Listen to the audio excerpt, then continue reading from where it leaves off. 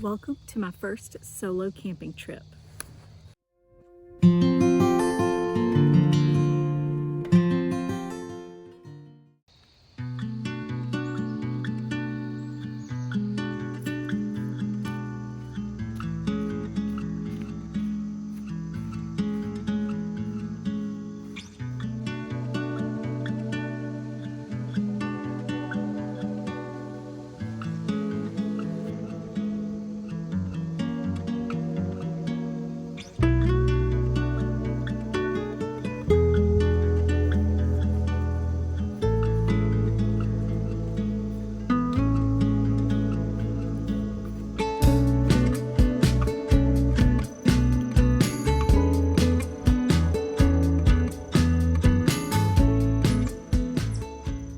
I decided that I wanted to go solo camping for a few reasons.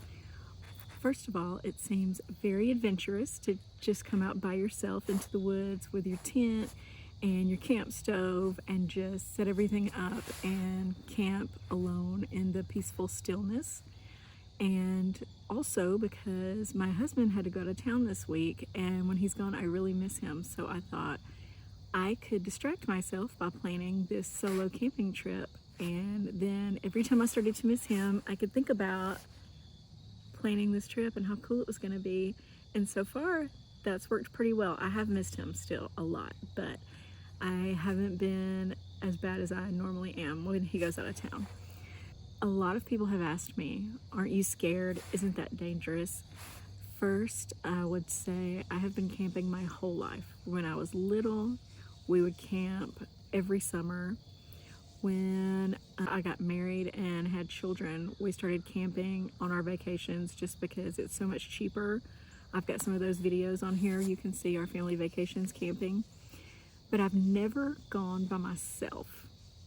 And I think before I would have been too scared that somebody was going to attack me or a bear was going to get me or something. But now that I'm older, I'm really not scared at all to be out here. I'm just more excited. I feel adventurous. I feel confident. I feel like I can do things without help, and I really like it. I want to start doing this more. I want to start backpacking.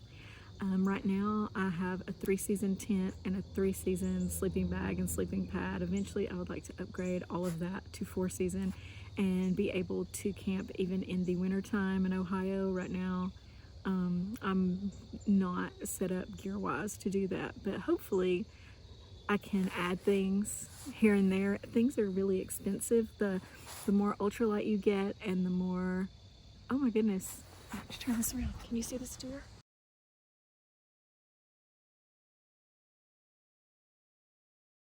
I don't know if you could see that, but a giant deer just ran by right in front of my campsite, and it was gorgeous. And hopefully something will show up in this video and you'll be able to see it. It's kind of through the trees, but it was really close and it was really cool. Totally lost my train of thought. Oh, I was talking about gear. Things that are ultralight, things that are more cold weather appropriate are super expensive, and I understand why they're expensive. They're high quality things that are going to keep you alive in the cold weather, so I get it, but I'm gonna have to add those things like one at a time. So probably for the next several holidays I'm gonna be asking for those things, like, hey, for Christmas I would love a sleeping bag that I can sleep in when it's -5 degrees. And for my birthday, I would love a tent that I can sleep in when it's snow on the ground, things like that. So yeah, I am doing this one kind of as a test run to see if I like it. And so far, I don't just like it, I actually kind of love it. So I will definitely be doing this again.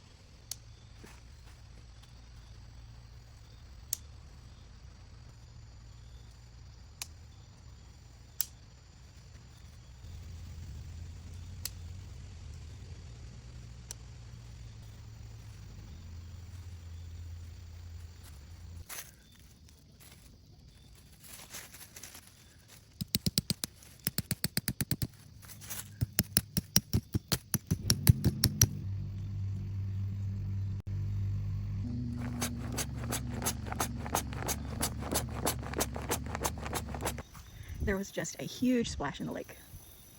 And I'm looking to see if I can figure out what made it.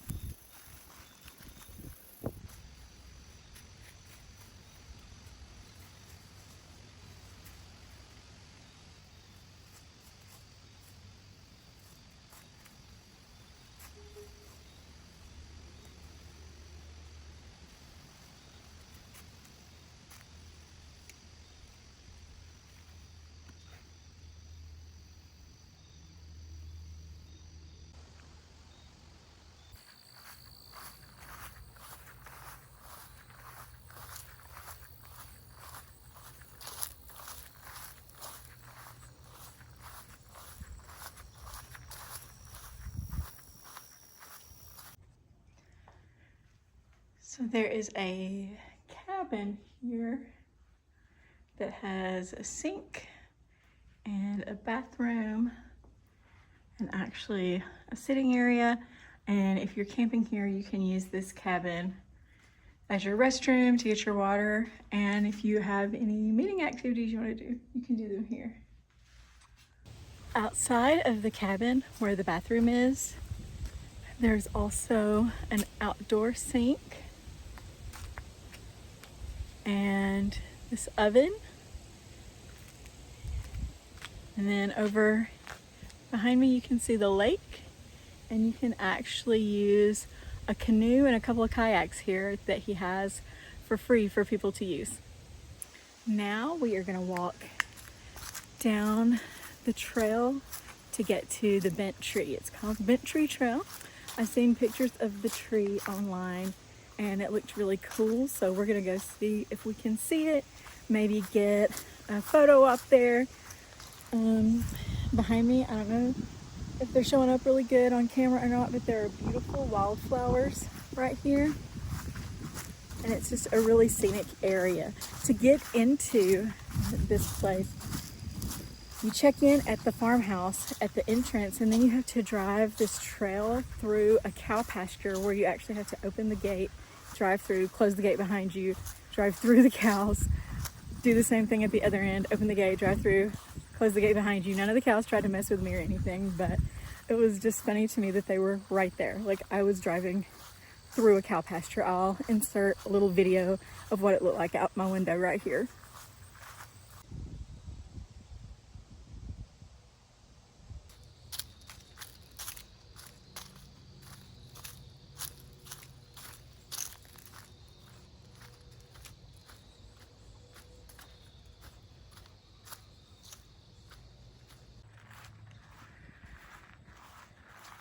So somebody is out in one of the canoes that you can borrow, but these two kayaks are still here and you can use them on this lake. And I'm trying to decide if I want to hike out to the bent tree or if before it gets too dark I want to go kayaking. Ordinarily this would be a super easy decision. I love kayaking and I can see the tree tomorrow. However, it is a little chilly today, so I know my feet are gonna get wet. I'm just trying to weigh the pros and cons of getting in the water, so we shall see.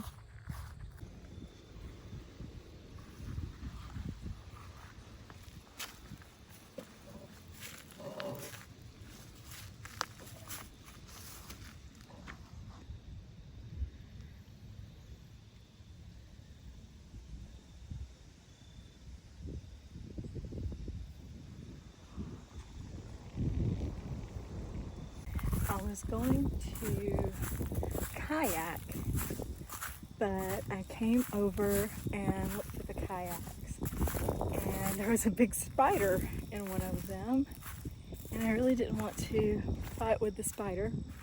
And in the other one, there was a bunch of water. It's a sit inside kayak, and it was kind of halfway full with water, so I knew I could dump it out, but then my pants would get wet, and it's 50 something degrees today, so I decided this weekend may not be the best one for kayaking.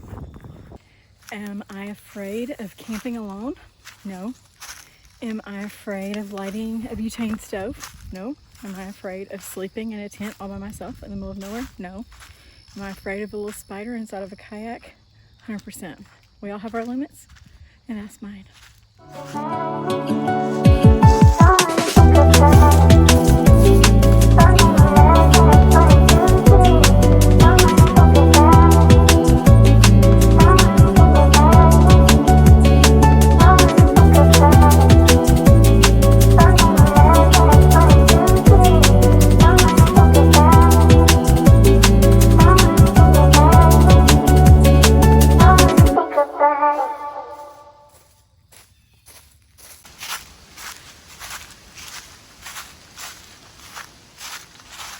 I am not the best at finding things, and the bent tree is proving quite elusive, but I am determined to find it. I know it's around here somewhere. I've seen pictures of it, and so I know it's really cool, and I want to find it.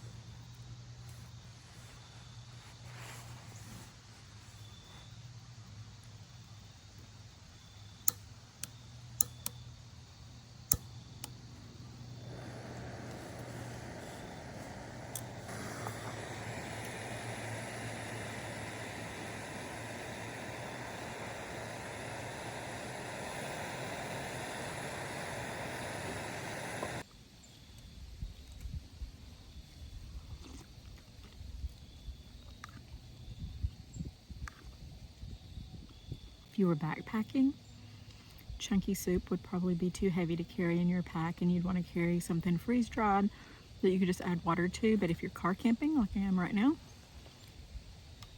this is good. This chicken tortilla chunky soup is good.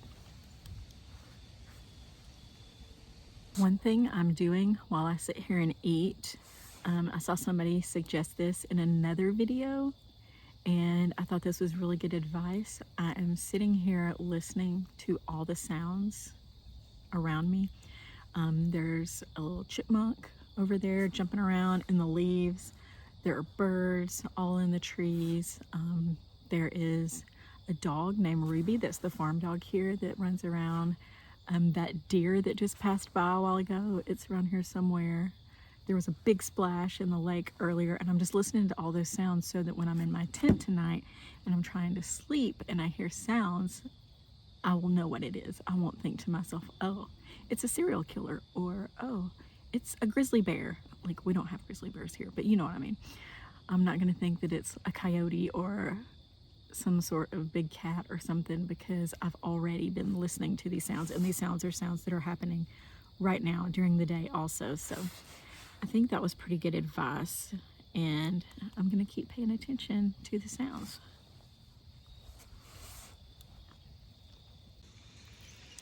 Without the rain fly, this tent is super light, super well ventilated. The rain fly also has little pop-up vents on it to keep it vented so that you don't get so much condensation at night. You can see on the inside there's a little bag for holding your stuff. Put my phone and my glasses in there. I've got my camp chair, my blanket. I've got my hammock and my string lights, and everything else is over on the picnic table. Ordinarily, I would make a fire because there is a fire ring here, but I decided not to today for a couple reasons. One, because I have this light and I have my string lights and I have my camp stove for cooking, so I don't need it for light, I don't need it for cooking. I'm not gonna need it for warmth, even though it's going down in the 40s, because I'm gonna be in my warm tent, in my warm sleeping bag, and I have a coat. So I didn't bring firewood. I think you should probably use local firewood anyway, and I didn't want to have to buy firewood. And since this is my first solo trip, I didn't want to have to worry with starting a fire and setting everything up and cooking on my cooking stove and everything, and I'm only here for one night, so that's why I'm not having a fire.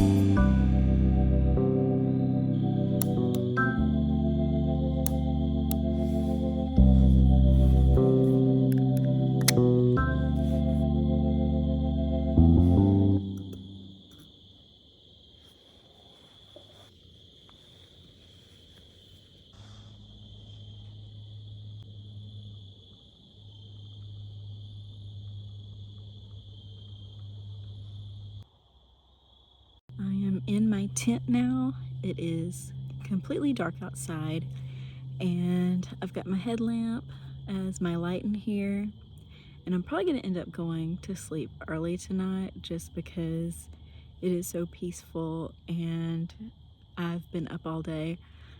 But Sorry, I ran out of storage on my phone and had to delete some other stuff that's on there. But it's really warm in the tent. I took my puffer jacket off, and outside of the tent I can see my breath, and inside it feels pretty great. So I think I'm gonna get in this sleeping bag and see how this sleeping bag and sleeping pad work out, and I will see you guys in the morning. Last night was cold. I am sleeping in my thermals, my jeans, my sweatshirt, my puffer jacket, and this sleeping bag. It got down into the 30s. It was only supposed to get into the 40s, but it got down into the 30s, and it is really cold.